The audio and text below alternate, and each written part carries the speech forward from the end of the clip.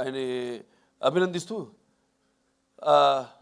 Last but not మన వేద రాజు ఎంతో అద్భుతంగా పాత్రని డైరెక్టర్ గారు చెప్పారు ఆవిడ గురించి.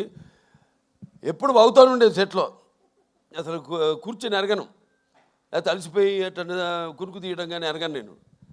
ఎప్పుడు ఎంతో అటు విన్నట్టే అటు ఇటు చూసుకుంటూ మళ్ళీ చెప్పినట్టు డైరెక్టర్ గారు కెమెరా ఆన్ అనగానే ఏమిందో ఏమి ఎప్పుడు చూసిందో తెలియదు కానీ చౌ అనుగా చెప్పినట్టే అంత బ్రహ్మాండంగా అభినయించింది. ఆ పాత్ర మరి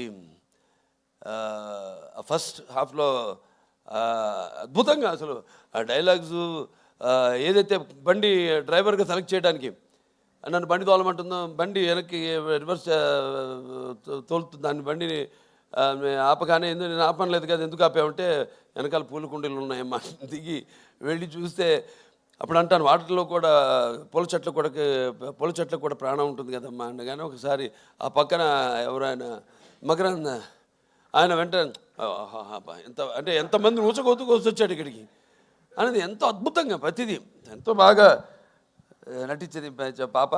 మంచి భవిష్యత్తు ఉంది. ఫస్ట్ స్టడీ వెల్, ముందు पढ़ना भी, उसके साथ बाद में धीरे धीरे యాక్టింగ్ करना.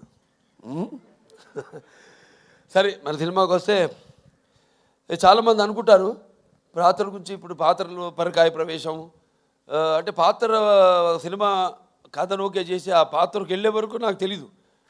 అంటే నేను నా వాచకం, నా ఆంగికం కానీ నా ఆహార్యం కానీ ఎలా ఉంటుందో నాకు ఐడియా లేదు, ఉండదు.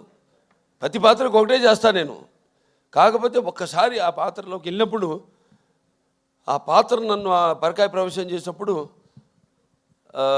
అంటే నేను ఎప్పుడు చెప్తుంటాను, ఒక యాక్టింగ్ అంటే కేవలం అరవడం, నవ్వడం,